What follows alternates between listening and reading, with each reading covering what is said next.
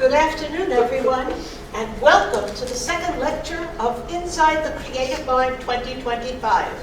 I'm composer Judith Zemont, one of 4 co-directors of Maricopa Arts Council, MAC for short. And this is the 13th annual edition of our lectures, which have become a wintertime staple of Maricopa's art scene. MAC is an independent nonprofit with the overall mission of empowering the arts. We began in 2012, and over time, MAC has introduced our city to many arts happenings, including poetry slams, the All Arizona Poetry Slam Championship we are going to be producing here in Maricopa on April 12th, and events like choreographers competitions, many types of art, visual arts competitions and contests, and much more. We've published a book and maintain the YouTube video channel celebrating Maricopa's arts. MAC believes in paying artists and is very grateful for our foundation funding from several sources, including the Arizona Commission on the Arts and local residents. In particular, we honor a recent grant to MAC through the city's Arts Initiative and several seed money awards from Maricopa Friends of the Arts. All donations are appreciated. We have a little box for donation if you'd like to help us out right there near the food. Inside the Creative Mind was one of MAC's very first projects, recognizing the extraordinary talents, skills, and professional accomplishments of Maricopa's very own residents. This year, MAC joins the Library and Cultural Center to present a rich and intriguing roster of lecturers that continues through to the end of March. Let's please acknowledge with applause the library staff and especially its Managing Director, Angela Howell.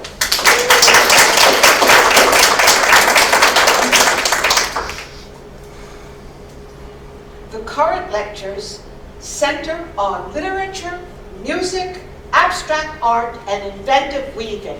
Full details are on the info cards outlining the entire series, also on the counter near the food. We know that the arts are a vast realm, housing many individual worlds. Arts with words and without words. Arts through sight alone, or just through sound. Art purely in movement, or through invention in design, and more. And we often think of creatives as visionaries, unafraid to glimpse the future and make it manifest in the present. Additionally, creativity can sprout up in more than one of these worlds, leading to changes of direction and turning corners. Sometimes it's the creator who steps forward herself to engage with the world, inflecting the understanding of her works through the maker's personality. By contrast, at other times, another creator tends to step back and let the works speak for themselves, fully. Both manners are genuine, and both are hugely typical of artists.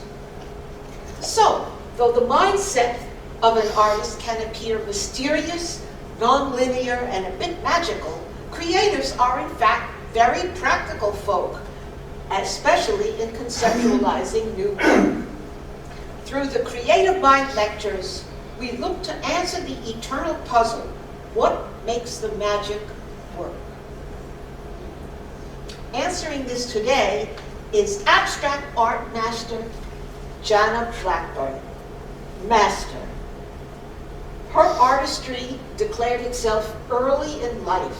Her artistic journey began in her youth, nurtured by her self-taught skills and encouragement from grade school and high school teachers who recognized her talent. Making new artworks is woven into Janna Blackburn's life. She has lived in Maricopa for more than a decade, and her art has received a great many prizes in shows and galleries throughout the state and abroad. Through profiles in journals such as Voyager magazine and Canvas Rebel magazine, her stature has been further established in the national artistic community. She is primarily focused on abstract mixed media, and her work is often very striking. She believes that art serves as a powerful mirror to society, telling stories infused with emotion, strength, and resilience. She draws inspiration from her travels around the state through her job as a fire life safety account manager. And much of her recent work reflects the interplay of city architecture, shadows, and the vast desert scenery under the expansive Arizona sky. Ladies and gentlemen, a luminary of Maricopa's visual arts community, Ms. Janna Blackburn.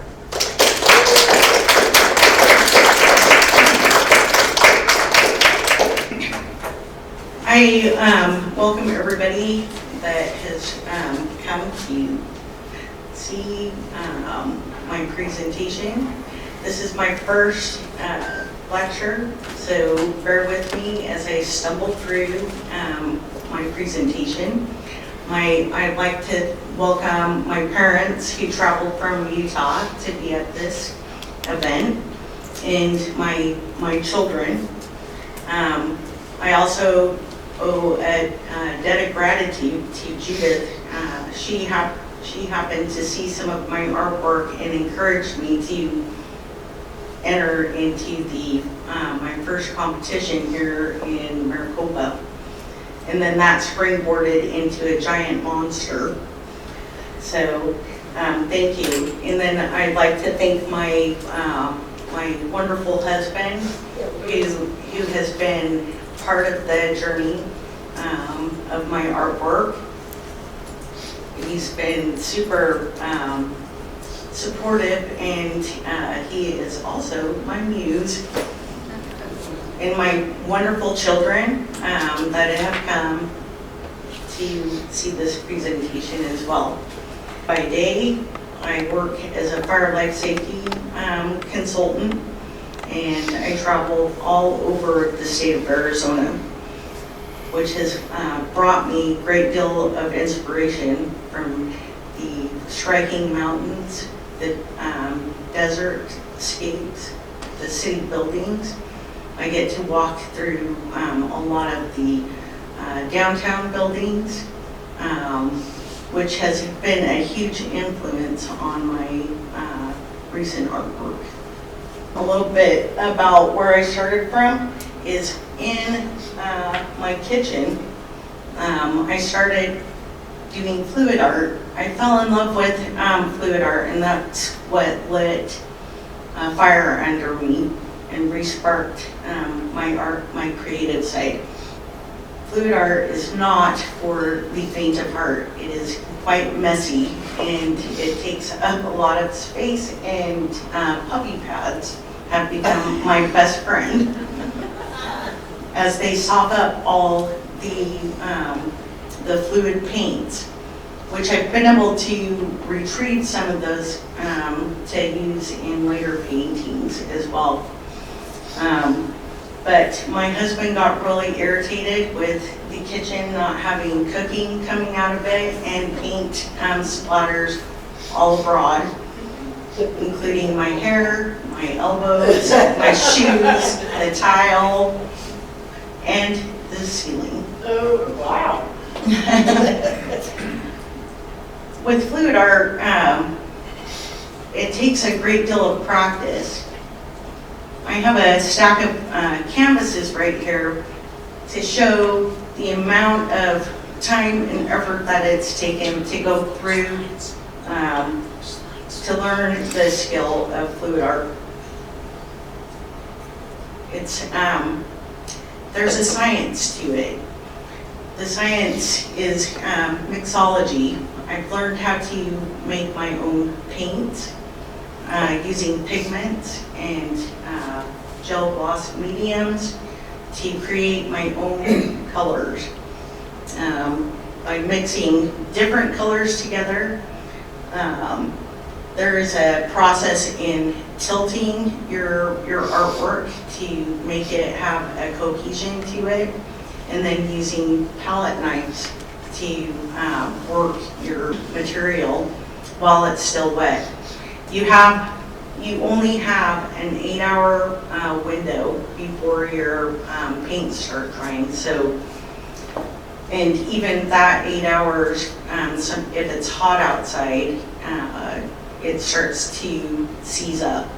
So in the summer, it's quite a bit more difficult to manipulate the paint.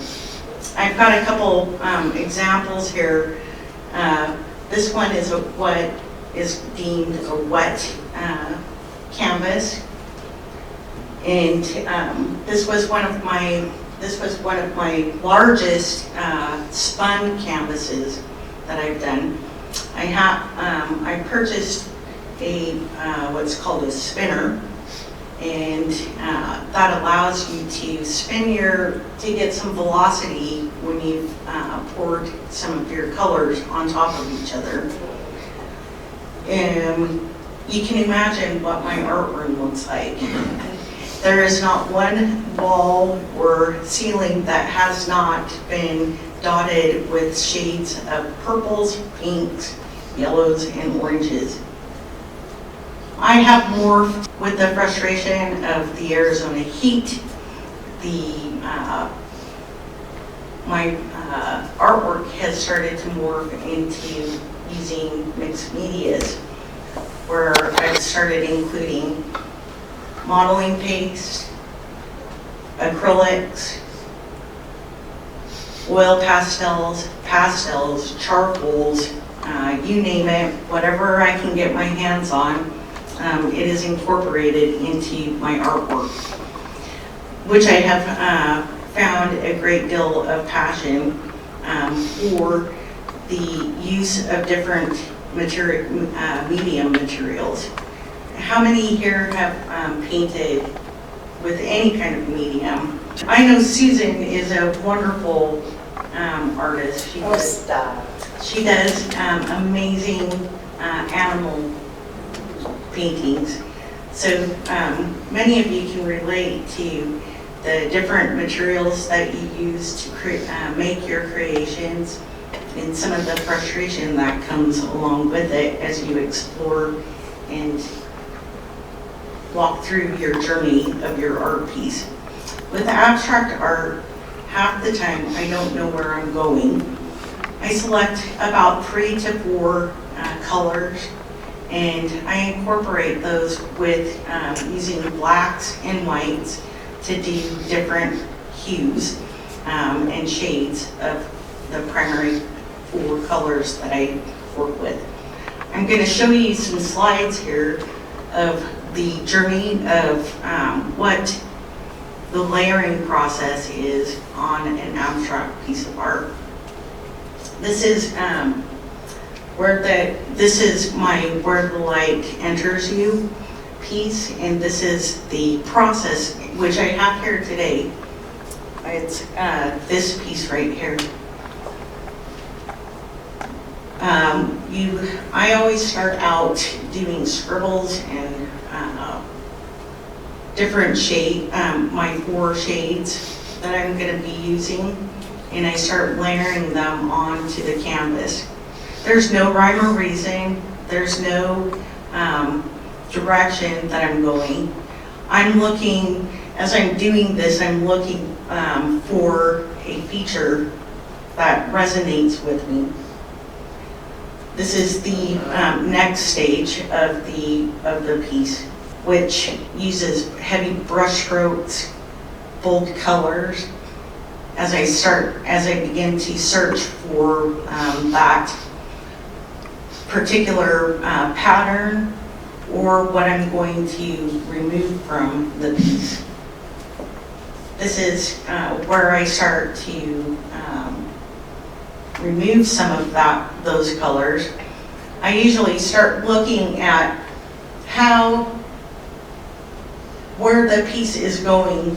I bring it out into the living room and out into the backyard, so I can begin to look at what direction I want to take the painting. How many faces do you see in there? Do you see faces or shapes? This is where you start to eliminate. And you start taking in additional colors. You're building your layers.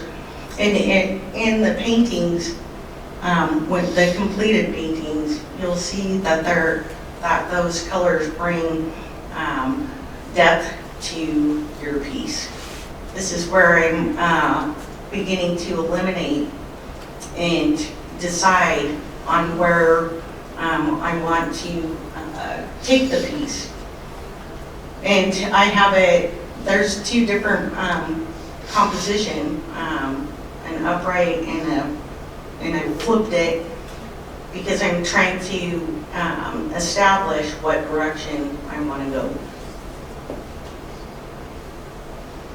And we're getting a little closer. This is where some of the gray comes in, and I start to brush in some strokes that are darker so I have some contrast between the pieces and the shapes of the artwork. And then here's the finished piece. And the like I mentioned, the actual piece is right here. So you can see it up close. I have difficulty photographing my art pieces as I don't see that the colors and the layers show up. So it's very challenging to get those to match or mirror on the social media and even on your gallery pages. This is another example of the process. When one of my processes that I do is I will start my piece and I will do a black and white to see if there's depth and dimension to the piece. And you can see where I can see where I need to add and start removing. This is very helpful when you're doing abstract art to do a black and white. And then I start to add colors and additional layers to the artwork. And then this is where my elimination of it's too busy. I need to tone it down. My aesthetic is more on the calming, is what I tend to lean to, and more of the ethereal look in my artwork. And then this is the finished piece, and this is the first time that this has been shown in a public space, because I just completed this one recently. Everybody sees something different in abstract art. Abstract art is a difficult art to judge because it creates an emotion, a feeling, a sense of being. I don't look at my pieces as trying to figure out what is actually what I'm trying to say, because that is up to the audience to determine what they see in the artwork. This is a fluid art piece that I created. One of the things that I have learned during this journey is that you have to dedicate a swath of time or a part of your day to become better at what you do. You have to dedicate your time to becoming better at your craft. One artist shared with me that in order to achieve greatness, you need to be dedicated to your artwork. You don't get better by doing it here and there. You have to dedicate your time and energy into your art. I dedicate about every weekend. We don't go very many places because I'm painting on Saturday and Sunday because I work about 10 to 12 hour days during the week. So sometimes if I'm excited about a painting, I will get up early and continue to work on it until I have to hop into the shower and get out the door. And then in the evenings, if I will do the same. The painting on the right-hand side is on paper. I've done a few watercolor papers with acrylic. It works, it curls, but you've got to tape that paper down.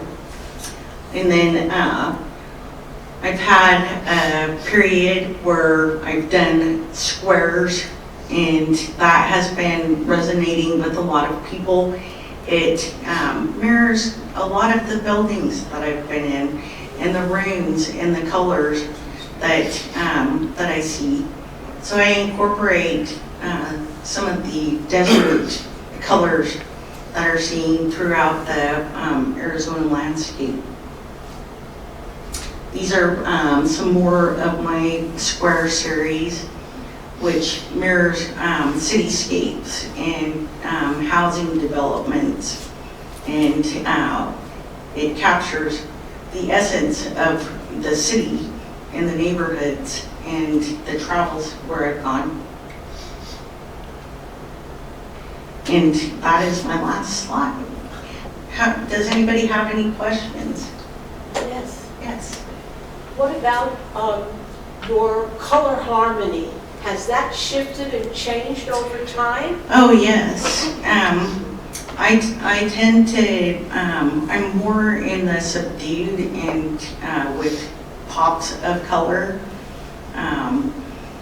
which you can see by some of my artwork. My earlier works were very bright and vibrant, and over the time they have transitioned to more of the subdue, because I like calm. My life is very chaotic with work, and so I like to come home and create subdued paintings and artwork that captures the essence of calmness. Some of my earlier works were a little wild. How do you do that? Being calm yourself, how do you decided or were invited to do that very vibrant work that you did at the beginning with your fluid art? With the vibrancy with my fluid yes, art? Being you calm in your personality. That's a good question. I think with fluid art,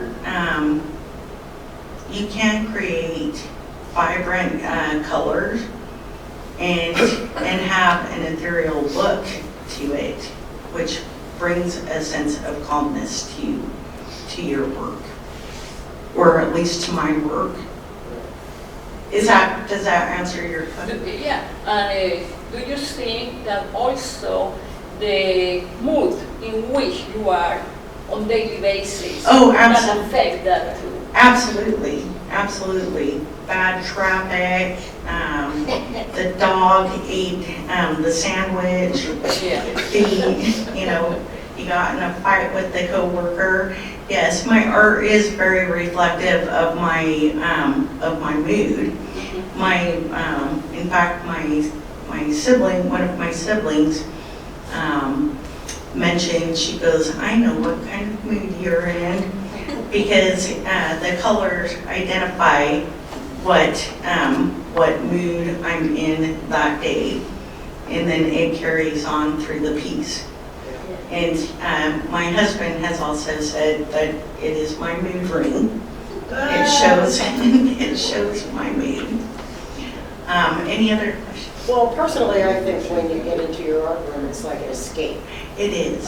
You know, you get in there, and the next thing you know, a couple hours have gone by, and you're like, Absolutely. because all that stuff that's coming in at you from every direction during regular life. Here's where you can go and let the art person come out.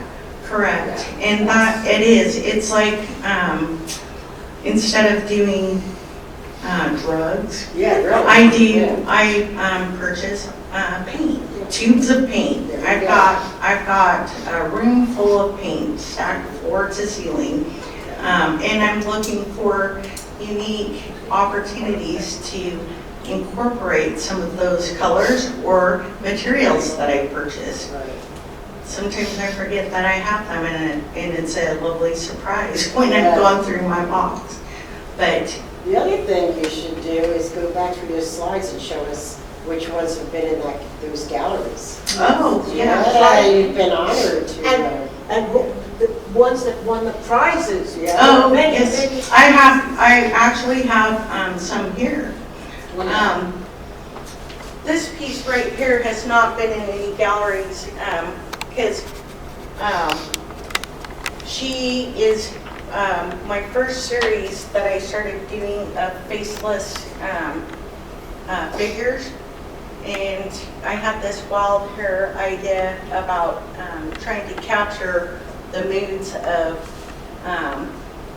my emotions and some of the trauma that all of us go through in our life, and try to release it onto the canvas. So it shows an essence of healing as a part of me. But this is one of my favorite faceless figures that I've done, because it represents a sense of peace, a sense of harmony, a sense of inner strength that all of us have within us. I see release. Mm-hmm. Did it have a face that you painted over? No. No. Nope. I have quite a few of those, but they have never been in a gallery. I have not. I decided this would be the first time I showed them in public, at least one of them. One of them was semi-appropriate for a public space. This painting has been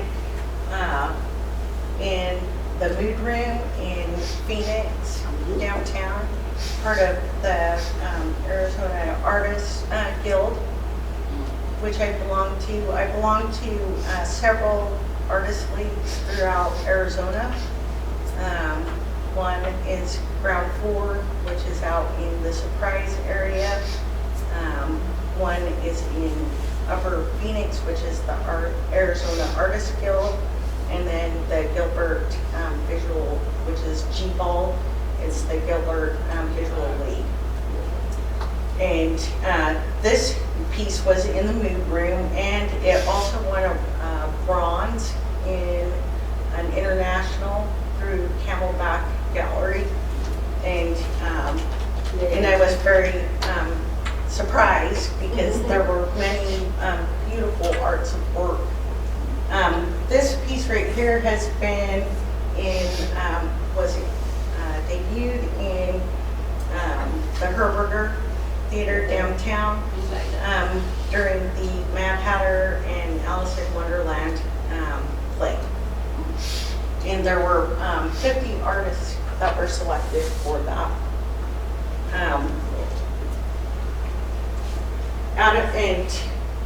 And the competition is very fierce with getting accepted.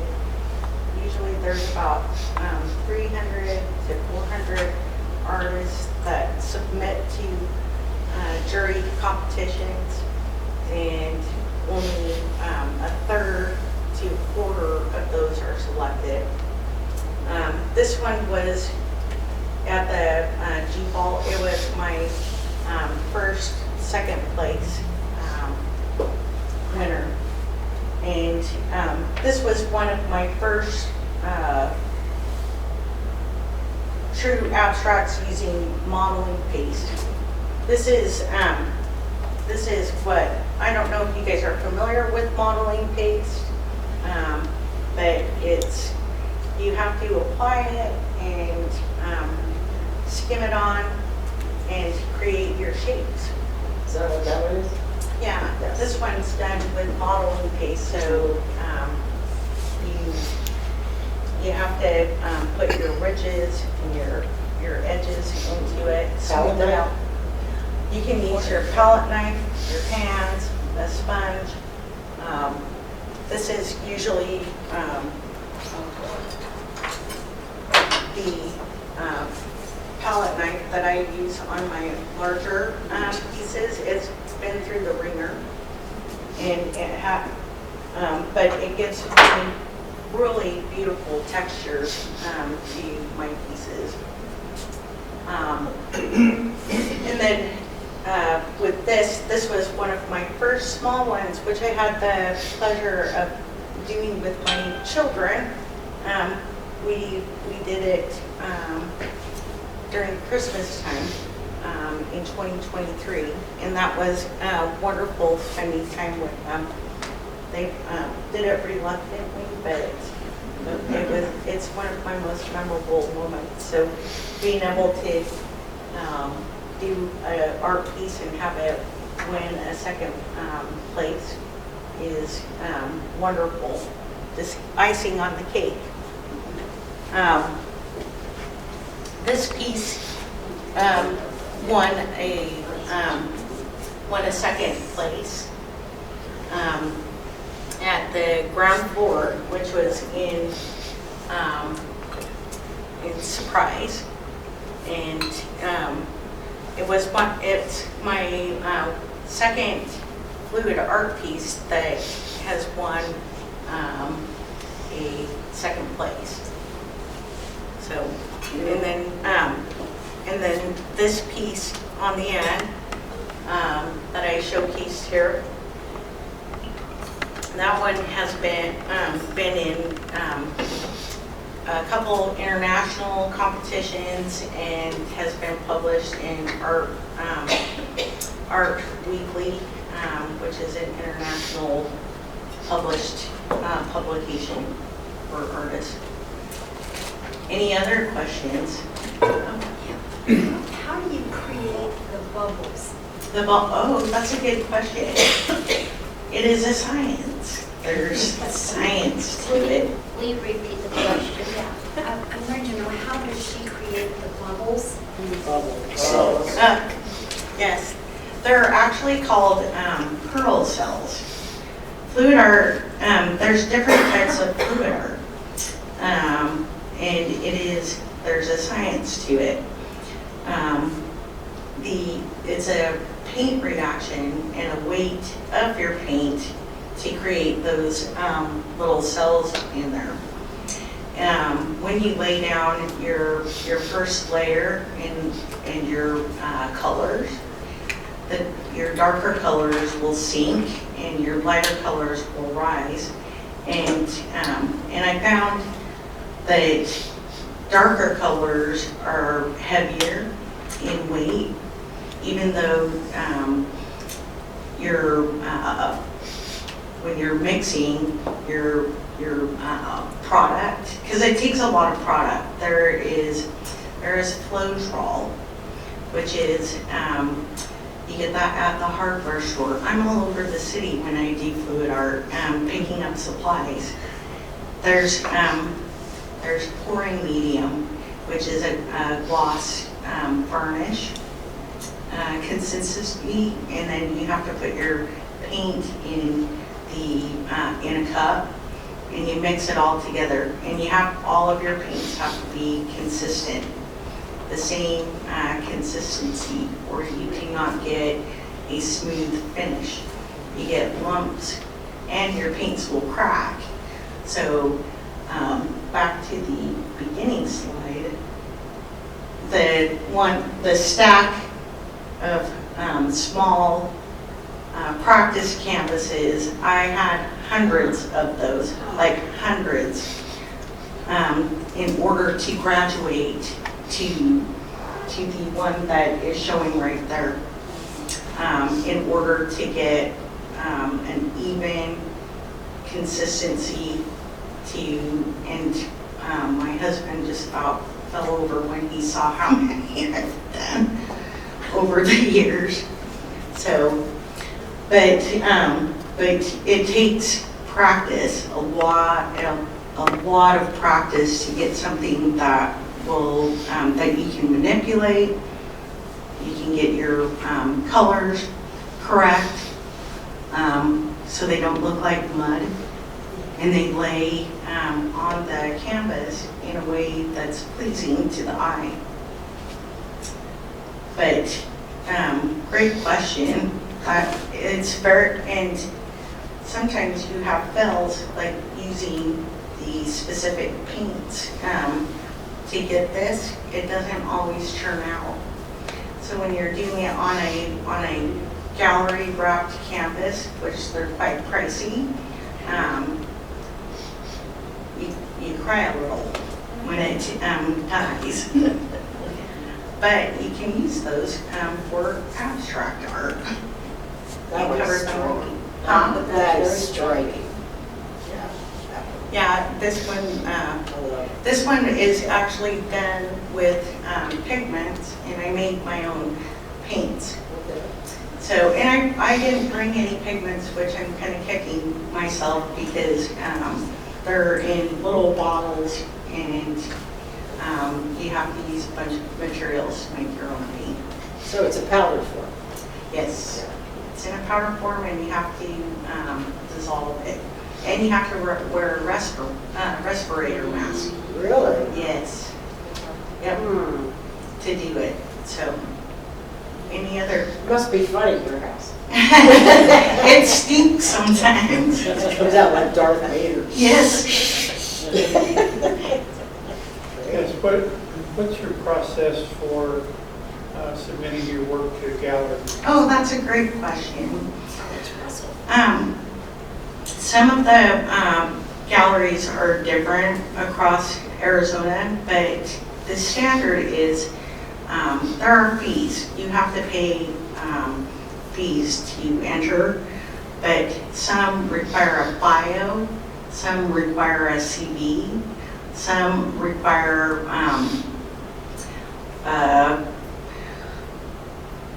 like a description of your artwork. You have to take a lot of photos of your artwork, different angles on some of them. And then the submitting, pardon? Themes? Yep, themes, there are different themes. So many galleries will have various themes that you have to, if you're going to submit, they will build that criteria into whether or not you can submit your work. So, but most of them will take, it's anywhere from $15 to about $40 to submit, and you can only do 3 pieces of your artwork at a time.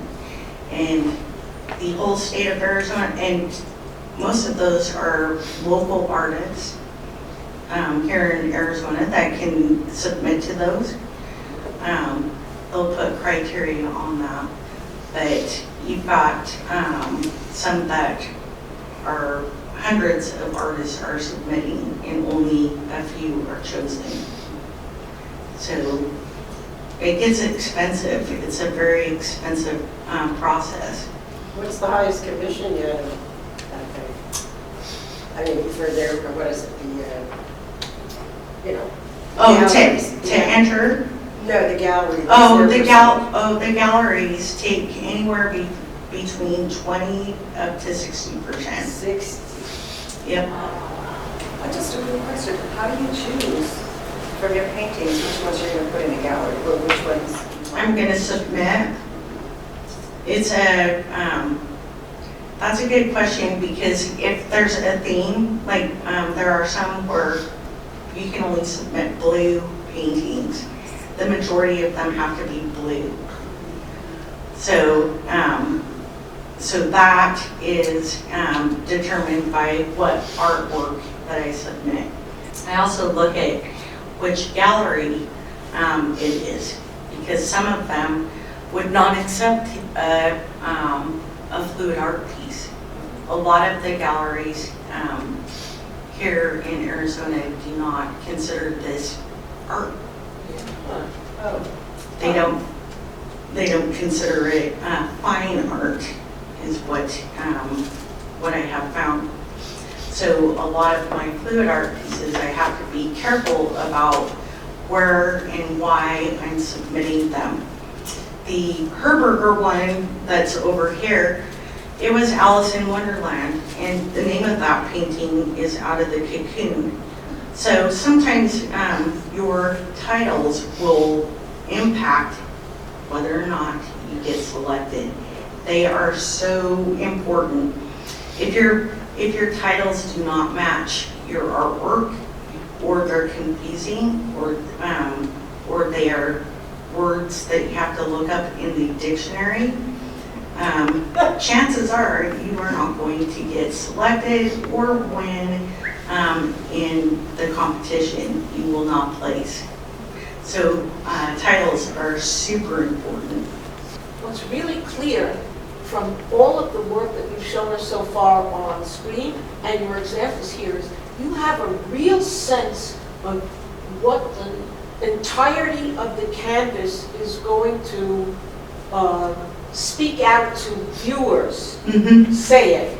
And you are very careful to use the entirety of the canvas in many, many different ways so the eyes track differently around, Yes. around the visual image. Also, your work is of good size, especially the canvases you brought in here today. Yeah. And so are you imagining your artwork on the walls of a large gallery or a museum wall space? Yes. Rather than a smaller space such as the City Hall Gallery here in Maricopa or the library gallery out here? It depends, because some of the galleries that I have entered in, they only take small pieces. Really? Yes. Depending upon how many accepted artists, they will limit the size of your art piece. So some of my artwork has not been in some of the galleries because I do large scale artwork. I've got big walls at my home, and so I can hang. I've got 5 foot by 5 foot artwork hanging on my walls at home. So I keep that in mind. Not everybody has those spaces, so I do, these sizes that I've selected seem to fit into people's homes a lot easier. So, and they don't take, some of them don't take up a lot of space, but if you're trying to cover a wall, say above your bed, which most of these will fit in within that space. And that's what I'm thinking about, or large walls in your living room or front room. Great question. Is there a size that you most often use? Yes, the 24 by 36, which is these two sizes, is a pretty standard size that I use. But I have migrated into the 36 by 36, which is the very end. Yeah. Those are sizes that I really love. But to your other question, I wanted to circle back to your statement about your eye traveling around the painting. Yes. It is imperative with abstract art to have focal points for your eye to rest upon. It can't be all difficult to, you have to have a focal point to start and to end. Could you show us the focal points for a couple of these pieces? Yeah. so you want to, this smaller piece, your eye starts over here, and it goes in a clockwise manner. So, and with I used charcoal on this, and so with that it helped marry the different pieces together throughout, or the different shades. So it flows better. So what about that one? This one, Yes. fluid art, you have no control over. You have a little control. So with this, it's the direction, and then your palette knife. So you've got, I use palette knives like this to remove excess, to add additional paints to, and I use the palette knife to flow, to have your eye flow through it. Because with every striation I make with my palette knife, it carries all of the underneath paint up to the surface, so you can see some of it carried through. And it also makes wonderful additional bubbles or cells, which make it interesting to look at. It has a flow to it, but this one was just by magical happenstance. And that's very true with all fluid art. It is magical happenstance that you have no control over. You work with what what your paints and your tilting produced for you. So there's parts that are pulled down on the bottom left? Yeah. Yeah. So did you do that with a palette knife? Yeah, I did striations there. And it will make mud too, so you have to be careful with it. It's a very technical process. It's a very difficult process, and there are some amazing fluid artists in the world that you can go and look at their artwork. Simon Pollard is one that I would recommend looking up. His works are magical. They're absolutely magical. And Callan Schaub is another fluid artist, and he does massive paintings. He hangs from trapezes. I'm too old to do that. And I don't have yes, you gotta look them up. But this is it's super fun to do these, because you have to go back to your childhood and finger painting, and not be afraid to get messy. It is so fun being in paint up to your elbows and having it. I have ruined a lot of clothing because of it. I don't care if you wear an apron, it's going to get everywhere. Towards the end, when I started getting much better with it, I wasn't quite as sloppy on myself, but there was still a great deal of mess. But with this painting for your focal point, I consider this By tonality. Huh? By tonality. Yes. So it's coming down and then bringing your eye up and around. But you need to have a flow to your abstract pieces. It needs to have a flow where your eye is moving upward and around the canvas. My mother has been a huge part of my journey. She lives in Utah as well, and she every time I finish a piece or I'm struggling with one, she gets a photograph of my artwork, and she says, "Oh, that means my eye is not moving appropriately." But this one.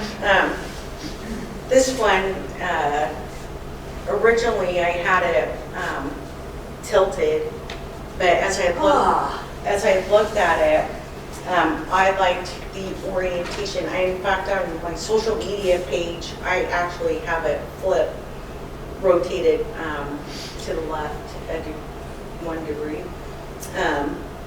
But I started looking at it more intently, and I decided that I liked the flow because it's carrying your eye up and over. It's more dynamic to me, anyway. What's the title of the picture? I guess Fred's right. This one? Yes. This is Out of the Cocoon. Okay. Yeah. Out of the Cocoon. Yes. I have a couple of questions. Do you work on one piece at a time, or do you sometimes have multiple pieces going? And how long does it take in terms of days as opposed to not hours? You know, because I know you only work weekends. Yeah. That's a great question. My, some pieces, I try to do one at a time. There's sometimes where I get excited because I get a spark and the one that I'm working on is not flowing well with me. I'm not in that flow state. So I will start another piece that I'm like, oh, this is a great idea. And so occasionally I'll have 2 pieces, but for the most part, I have one.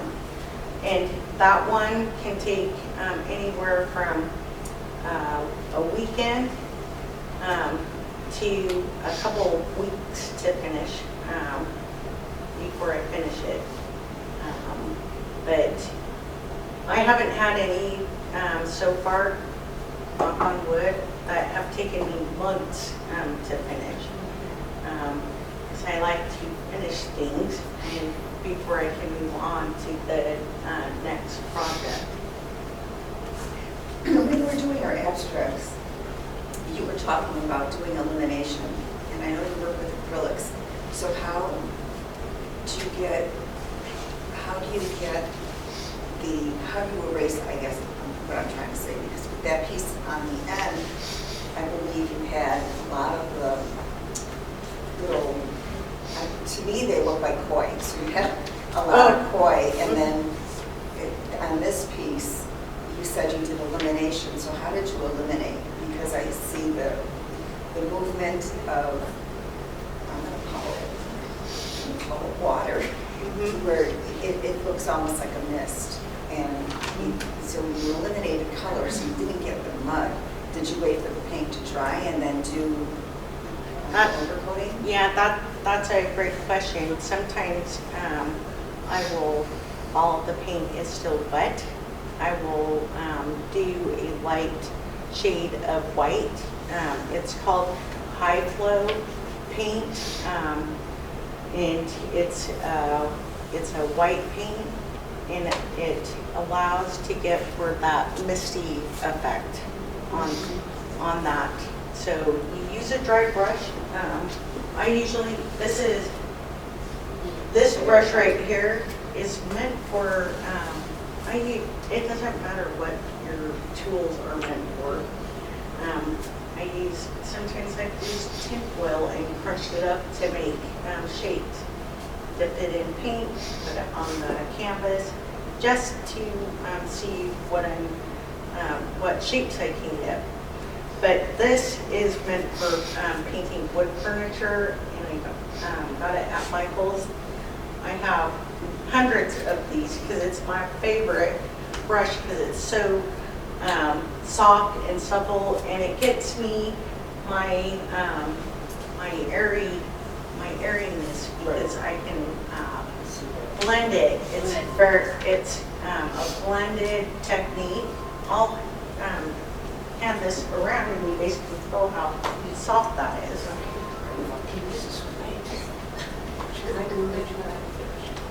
But that's my favorite. That's my favorite paintbrush. I was wondering, how large is that piece in the photo? That piece is 36 by 48. Okay, that's my daughter has that in her home. So they had a, huh? She looked at me. It's Jordan, right? No, yeah, I have 3 daughters, and I'm gonna be grandma in May for the first time. But my oldest daughter, she lives in Idaho, and her request to christen her home with one of my art pieces is she chose one of the most difficult pieces to do, which is the spun art. And of course, she said she wanted it a certain size, and it was the largest size that I've ever done. Do you sell prints? I do not. I do not. All of my artwork is original artwork. Maybe one day I will do prints, but I think there is a sense of uniqueness and special to have an original art piece. I feel that it doesn't, that's just my personal preference. I know everybody has their own preference. Some of my artwork will have my signature on the front. Not all of my pieces will have my signature on the front, as because I think that it takes away from the piece. Some of it I will sign like in obscure places, but all of my artwork has an identifier of a signature on the back and the title of the piece on every single art piece. Sometimes I will sign the sides of my pieces too, because I know some people like to have the title or the artist's signature on the artwork, but it just depends on the preference. In all of my artwork, it does not have to be I use gallery wrapped frame or canvases, so you don't have to frame it. It's a finished piece, and the galleries accept pieces without frames on them. So the gallery wrapped allow for you to hang it on the wall and have a finished piece that doesn't need a frame. It's simple. It's a simple format. Any other questions? How did your artwork get to Basel, Switzerland? I entered into an international competition, and it was selected to be in the Basel Expo that they have, and they have that every year. It's one of the largest art expeditions in the world, and people from all over the globe go to see the artwork. And how do you find those? You can go. Internet? Just go and say what's going on in Basel. No. Social media is a wonderful tool. You can do searches on there and start signing up for specific artworks. Some of them are digital, so you take a picture of it, which I love those ones because I don't have to slug my art across town. And it gets shown internationally through the social media pages, and then they publish them in international magazines. So those are my favorite ones because it doesn't require me having my husband string up the back of one of my paintings, and then some of my artwork he's had to deliver because my car's too small. And he doesn't like slugging my artwork to these galleries because they're far. But anyway, are there any other? Do you have any more slides to show us? No, I went through all of my slides. Are you going to go on your website? So another thing that you can do that doesn't cost anything. Artpal.com is a free website that you can show you and sell your artwork on. And they have links to your bank account, so when somebody purchases it, it walks you through all the steps and you can sell throughout the country. It makes it super easy and simple. What's the best way for us to be in touch with you? You can find me on Facebook, and I have a business Facebook page called Janna Blackburn's Art Studio. And then I have an Instagram page and a,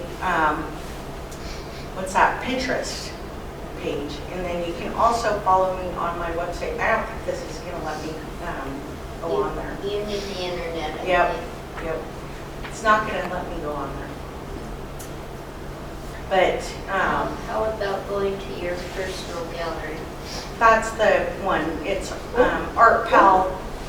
It's artpal.com. But here are some of my other works.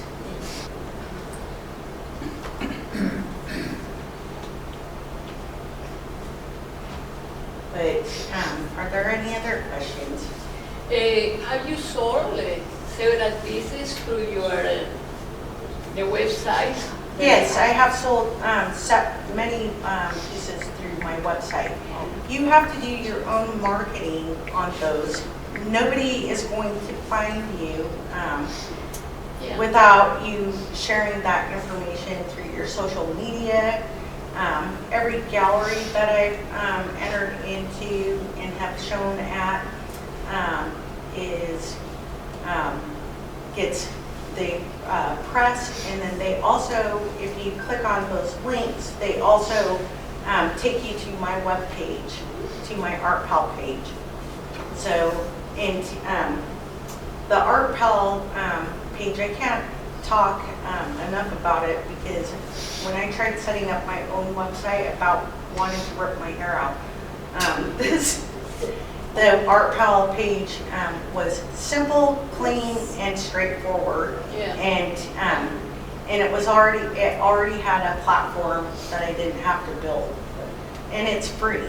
I didn't have to pay for a URL. I didn't have to pay for a website. I didn't have to pay for anything through that site. So if you want to be able to sell throughout the country, I would highly recommend the ArtPal page. If you are selling throughout the country, how do you package those? Oh, that's a great question. Very gingerly. No, you've got to wrap your artwork in glycine paper so it doesn't stick, and bubble wrap by the truckload. And I have bumpers that I put on the sides of my pieces, and then I put butcher's paper around it, and then package it tightly in a box. So it's a process getting it shipped out, and then yes, it's very expensive. And my art prices are what they are because I include my shipping in that, as well as my time. But yeah, it's very pricey to ship. So Have you sold internationally? no, I have not. I've had people inquire internationally. But as I've looked into shipping internationally, it is very expensive. And you have to crate it, and by the time it's all said and done, it's sometimes the shipping is as much as the piece itself. So if the collector wanted the piece, is the juice worth the squeeze? Because they're going to have to pay for that shipping cost up front. Well, just to let you know, once it gets to where it's going, Then they have to pay a duty Yes, they to do. get it into the... They do. They do, and it can get held up in customs. Yes. I've heard horror stories from other artists where their artwork got held in customs for months. So, and it's the worst and most sickening feeling when that happens. So, at least that's what has been shared. Time? Let me tell you something, Janna. I just wanted to commend you for the way in which you describe each one of your pieces. Well, thank That you. is another piece of art. You Oh, know, yes. the way that you write and you say Yes. it is fantastic. Thank you. I love it. Yeah, those Thank little you. blogs you put on there, like, when you were up in Sedona with your husband. Oh, And- yes. And the scenery up there inspired you to do work, and you wrote a little blog about it. Yes. And it was the weather and the energy, especially the storm. Yeah. You know. And when you wrote Yes, about one that of them. there, I want to know how to do that. It's just what I try to pull out to give you the sense of feeling that and emotion that that I want to resonate with the viewer on my piece. You know, I bet that you could use AI, someone who doesn't feel they have that skill. Yes. They could use that. You can use AI. There's a chat GPT that you can upload your paintings in, and you can write it, and they'll rewrite it for you. Really? As well. Yep. And it's quick. I did not do that. Yes. I'd like to say that it takes a certain kind of bravery to let yourself be vulnerable to impulse and inspiration coming from the outer world in ways that you expect and don't expect. Right. But the other thing I'd like to have you speak to before we break for reception, when people are going to come and surround you with questions, Okay. is at what point in your artistic development did you put your first work out into a competition? Because some of our local artists here in Maricopa do sophisticated artworks, but they are reluctant to show their work to the outer world. On the other hand, sitting behind me, in the row behind me, is somebody who has won several ribbons at the state fair for her artwork. So we have a gamut of artists here, but it would be instructive to know, with someone of your temperament and your devotion to art throughout your life, when did you start to enter your work in competitions? When was it good enough in your mind that you wanted to let it out willy-nilly into the world? That's just been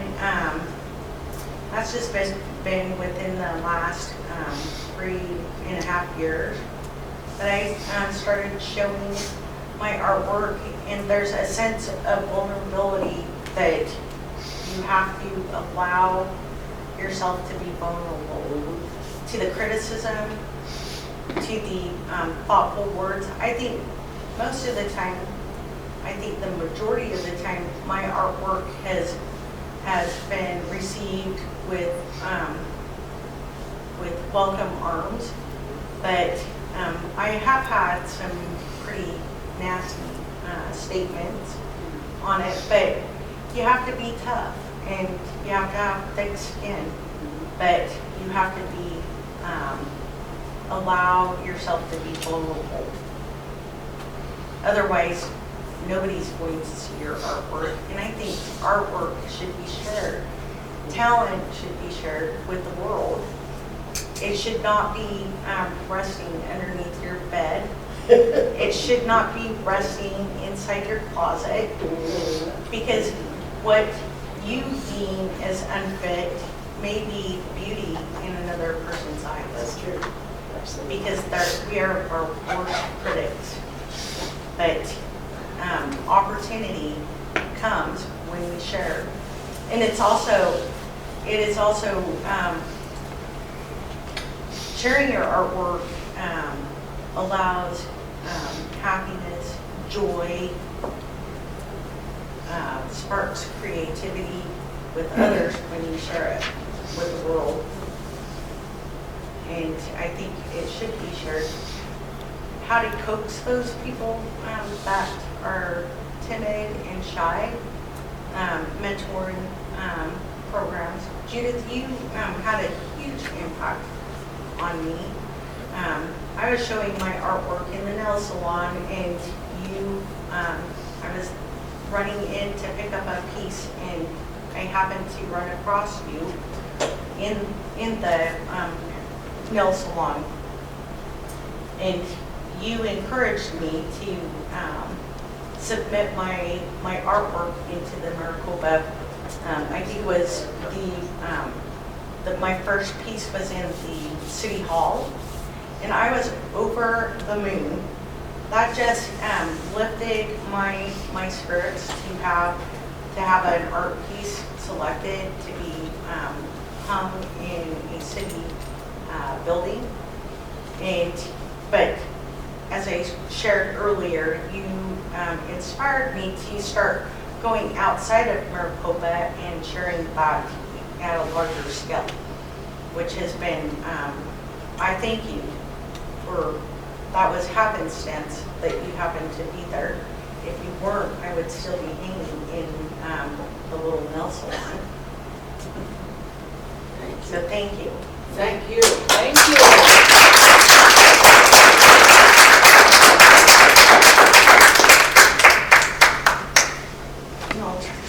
Please have some refreshment and question the artist. And I thought I heard Russell back there. I did. Beautifully done. You're not nervous now. I know. Or an ace. Chocolate pretzel. That's what they are, they look good.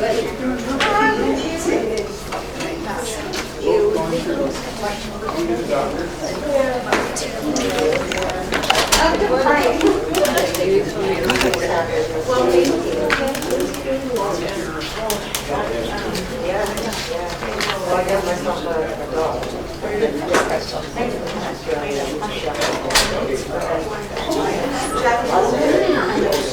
Pitching marks.